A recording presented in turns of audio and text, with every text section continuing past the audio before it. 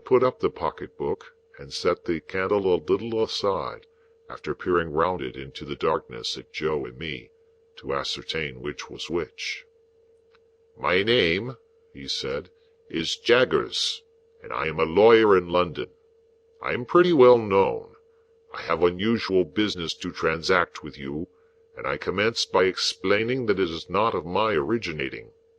If my advice had been asked, I should not have been here. It was not asked, and you see me here. What I have to do as the confidential agent of another, I do, no less, no more." Finding that he could not see us very well from where he sat, he got up, and threw one leg over the back of a chair and leaned upon it, thus having one foot on the seat of the chair, and one foot on the ground. "Now, Joseph Gargery, I am the bearer of an offer to relieve you of this young fellow, your apprentice. You would not object to cancel his indentures at his request and for his good. You would want nothing for so doing?" "Lord forbid that I should want anything for not standing in Pip's way," said Joe, staring. "Lord forbidding is pious, but not to the purpose," returned Mr. Jaggers. "The question is, would you want anything? Do you want anything?" "The answer is," returned Joe, sternly, "no." I thought Mr. Jaggers glanced at Joe, as if he considered him a fool for his disinterestedness, but I was too much bewildered between breathless curiosity and surprise to be sure of it. "Very well," said Mr. Jaggers. "Recollect the admission you have made, and don't try to go from it presently." "Who's a-going to try?" retorted Joe. "I don't say anybody is. Do you keep a dog?" "Yes, I do keep a dog." "Bear in mind, then, that Bragg is a good dog, but Holdfast is a better. Bear that in mind, will you?" repeated Mr. Jaggers, shutting his eyes and nodding his head at Joe, as if he were forgiving him something. "Now I return to this young fellow, and the communication I have got to make is, that he has great expectations." Joe and I gasped, and looked at one another. "I am instructed to communicate to him," said Mr. Jaggers, throwing his finger at me sideways, "that he will come into a handsome property. Further, that it is the desire of the present possessor of that property that he be immediately removed from his present sphere of life and from this place, and be brought up as a gentleman, in a word, as a young fellow of great expectations." My dream was out. My wild fancy was surpassed by sober reality. Miss Havisham was going to make my fortune on a grand scale. "Now, Mr. Pip," pursued the lawyer, "I address the rest of what I have to say to you. You are to understand first that it is the request of the person from whom I take my instructions that you always bear the name of Pip. You will have no objection, I dare say, to your great expectations being encumbered with that easy condition. But if you have any objections, this is the time to mention it." My heart was beating so fast, and there was such a singing in my ears, that I could scarcely stammer I had no objection. "I should think not. Now, you are to understand, secondly, Mr. Pip, that the name of the person who is your liberal benefactor remains a profound secret, until the person chooses to reveal it. I am empowered to mention that it is the intention of the person to reveal it at first hand by word of mouth to yourself. When or where that intention may be carried out, I cannot say. No one can say. It may be years hence. Now, you are distinctly to understand that you are most positively prohibited from making any inquiry on this head, or any allusion or reference, however distant, to any individual whomsoever as the individual, in all the communications you may have with me. If you have a suspicion in your own breast, keep that suspicion in your own breast. It is not the least to the purpose what the reasons of this prohibition are. They may be the strongest and gravest reasons, or they may be mere whim. This is not for you to inquire into. The condition is laid down. Your acceptance of it and your observance of it as binding is the only remaining condition that I am charged with by the person from whom I take my instructions, and for whom I am not otherwise responsible. That person is the person from whom you derive your expectations, and this secret is solely held by that person and by me. Again, not a very difficult condition with which to encumber such a rise in fortune, but if you have any objection to it, this is the time to mention it. Speak out." Once more I stammered with difficulty that I had no objection. "I should think not. Now, Mr. Pip, I have done with stipulations." Though he called me Mr. Pip, and began rather to make up to me, he still could not get rid of a certain air of bullying suspicion, and even now he occasionally shut his eyes and threw his finger at me while he spoke, as much as to express that he knew all kinds of things to my disparagement, if he only chose to mention them. "We come next to mere details of arrangement. You must know that, although I have used the term expectations more than once, you are not endowed with expectations only. There is already lodged in my hands a sum of money amply sufficient for your suitable education and maintenance. You will please consider me your guardian. Oh," for I was going to thank him, "I tell you at once I am paid for my services, or I shouldn't render them. It is considered that you must be better educated, in accordance with your altered position, and that you will be alive to the importance and necessity of at once entering on that advantage." I said I'd always longed for it. "Never mind what you have always longed for, Mr. Pip," he retorted.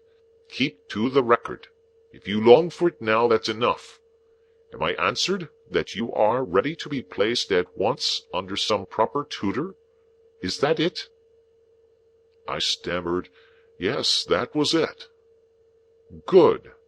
Now your inclinations are to be consulted. I don't think that wise, mind, but it's my trust. Have you ever heard of any tutor whom you would prefer to another?" I had never heard of any tutor but Biddy and Mr. Wopsle's great aunt, so I replied in the negative. "There is a certain tutor of whom I have some knowledge, who I think might suit the purpose," said Mr. Jaggers. "I don't recommend him, observe, because I never recommend anybody.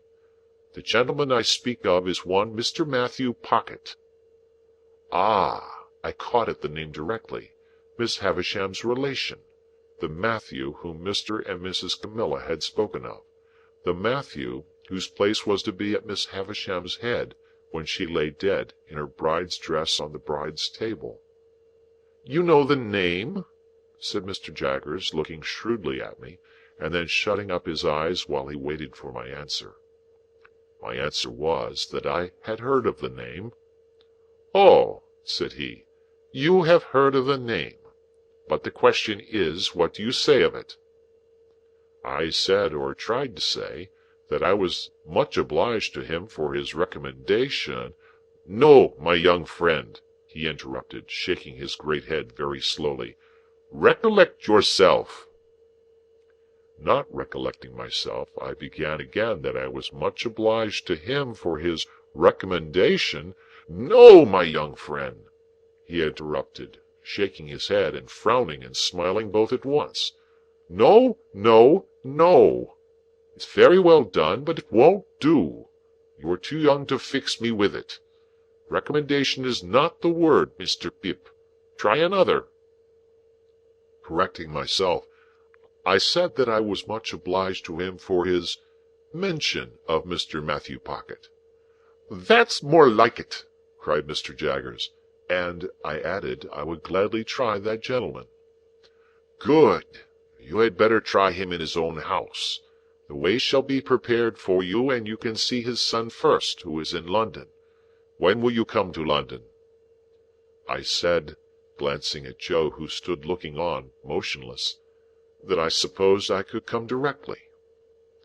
"First," said Mr. Jaggers, "you should have some new clothes to come in, and they should not be working clothes.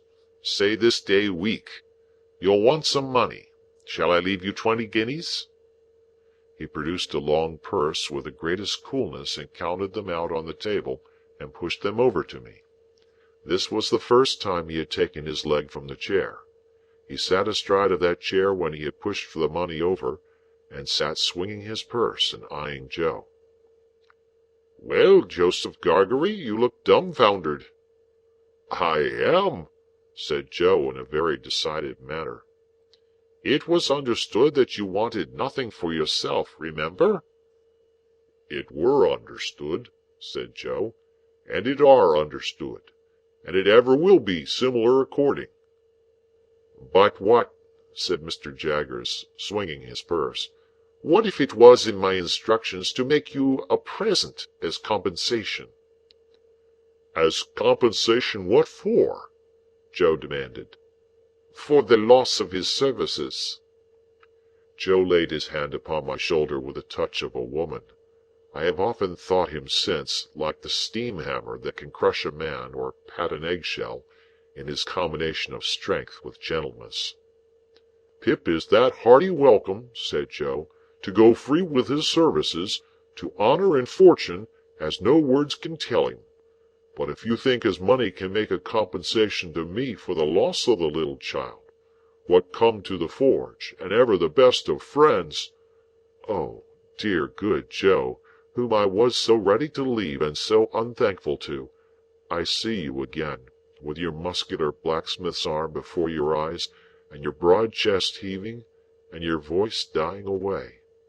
Oh, dear, good, faithful, tender Joe! I feel the loving tremble of your hand upon my arm, as solemnly this day as if it had been the rustle of an angel's wing.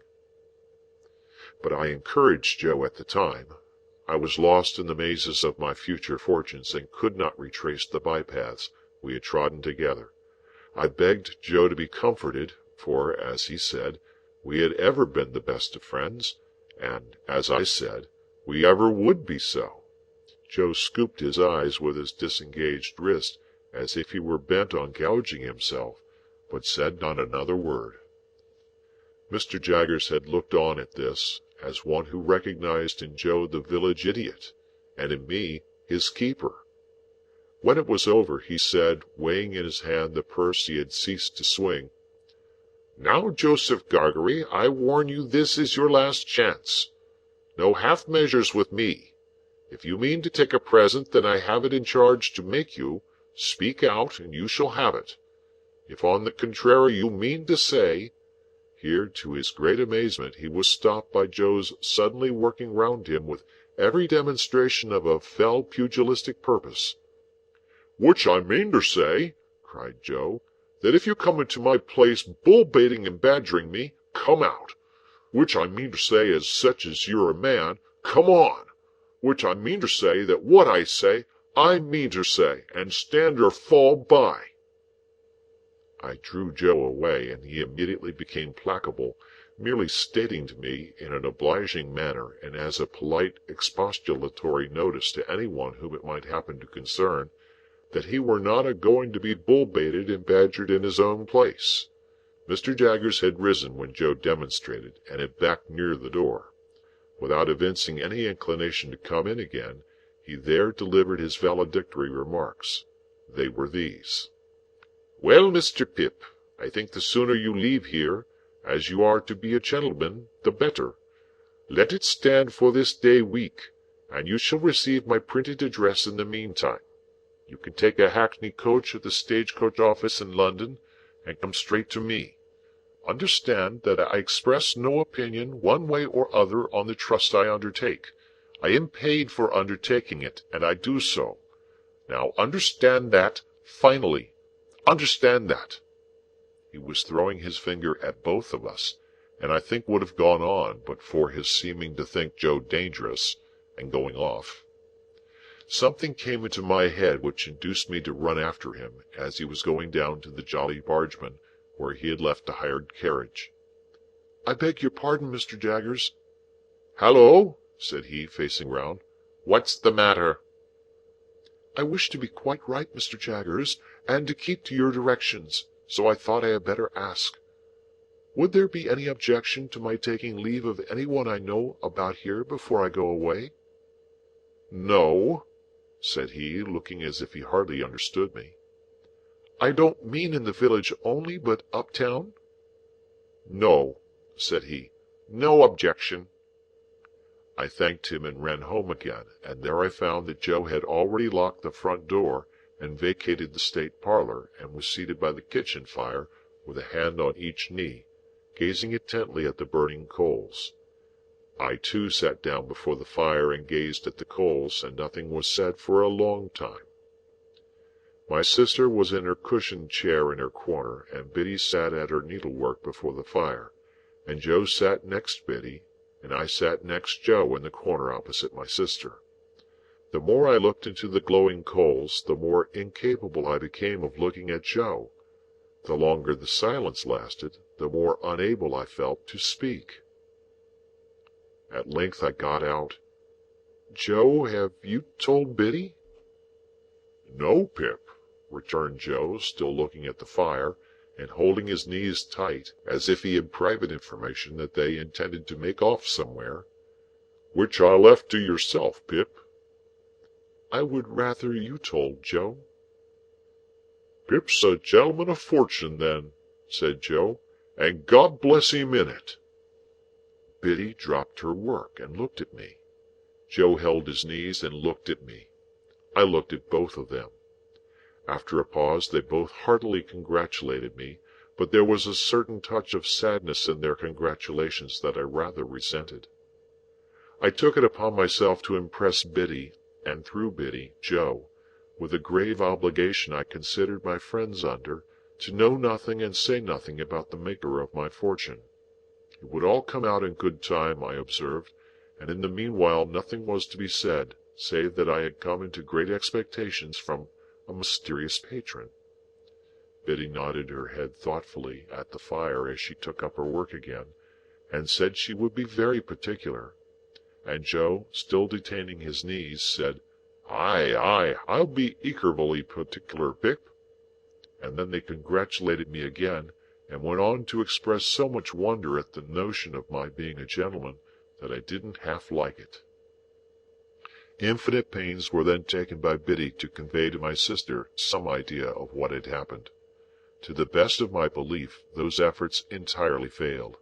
She laughed and nodded her head a great many times, and even repeated after Biddy the words Pip and property. But I doubt if they had more meaning in them than an election cry, and I cannot suggest a darker picture of her state of mind. I never could have believed it without experience, but as Joe and Biddy became more at their cheerful ease again, I became quite gloomy. Dissatisfied with my fortune, of course I could not be, but it is possible that I may have been, without quite knowing it, dissatisfied with myself. Anyhow, I sat with my elbow on my knee and my face upon my hand, looking into the fire, as those two talked about my going away, and about what they should do without me, and all that. And whenever I caught one of them looking at me, though never so pleasantly, and they often looked at me, particularly Biddy, I felt offended, as if they were expressing some mistrust of me, though heaven knows they never did by word or sign. At those times I would get up and look out at the door, for our kitchen door opened at once upon the night, and stood open on summer evenings to air the room. The very stars to which I then raised my eyes, I'm afraid I took to be but poor and humble stars for glittering on the rustic objects among which I had passed my life. "Saturday night," said I, when we sat at our supper of bread and cheese and beer. "5 more days, and then the day before the day. They'll soon go." "Yes, Pip," observed Joe, whose voice sounded hollow in his beer mug. "They'll soon go." Soon go," said Biddy. "I have been thinking, Joe, that when I go downtown on Monday, and order my new clothes, I shall tell the tailor that I'll come and put them on there, or that I'll have them sent to Mr. Pumblechook's. It would be very disagreeable to be stared at by all the people here." "Mr. and Mrs. Hubble might like to see you in your new genteel figure, too, Pip," said Joe, industriously cutting his bread, with his cheese on it in the palm of his left hand, and glancing at my untasted supper as if he thought of the time when we used to compare slices. "So might Wopsle, and the Jolly Bargeman might take it as a compliment." "That's just what I don't want, Joe. They would make such a business of it, such a coarse and common business, that I couldn't bear myself." "Ah, that indeed, Pip," said Joe. "If you couldn't a-bear yourself—" Biddy asked me here, as she sat holding my sister's plate, "Have you thought about when you'll show yourself to Mr. Gargery, and your sister and me? You will show yourself to us, won't you?" "Biddy," I returned with some resentment, "you are so exceedingly quick that it's difficult to keep up with you." "She always were quick," observed Joe. "If you had waited another moment, Biddy, you would have heard me say that I shall bring my clothes here in a bundle one evening, most likely on the evening before I go away." Biddy said no more. Handsomely forgiving her, I soon exchanged an affectionate good night with her and Joe, and went up to bed. When I got into my little room, I sat down and took a long look at it, as a mean little room that I should soon be parted from and raised above forever. It was furnished with fresh young remembrances, too, and even at the same moment I fell into much the same confused division of mind between it and the better rooms to which I was going, as I had been in so often between the forge and Miss Havisham's, and Biddy and Estella. The sun had been shining brightly all day on the roof of my attic, and the room was warm. As I put the window open and stood looking out, I saw Joe come slowly forth at the dark door below and take a turn or two in the air, and then I saw Biddy come and bring him a pipe and light it for him. He never smoked so late, and it seemed to hint to me that he wanted comforting for some reason or other. He presently stood at the door immediately beneath me, smoking his pipe, and Biddy stood there too, quietly talking to him, and I knew that they talked of me, for I heard my name mentioned in an endearing tone by both of them more than once. I would not have listened for more if I could have heard more, so I drew away from the window, and sat down in my one chair by the bedside, feeling it very sorrowful and strange that this first night of my bright fortunes should be the loneliest I had ever known. Looking towards the open window, I saw light wreaths from Joe's pipe floating there, and I fancied it was like a blessing from Joe, not obtruded on me or paraded before me, but pervading the air we shared together. I put my light out and crept into bed, and it was an uneasy bed now, and I never slept the old sound sleep in it any more. End of chapter.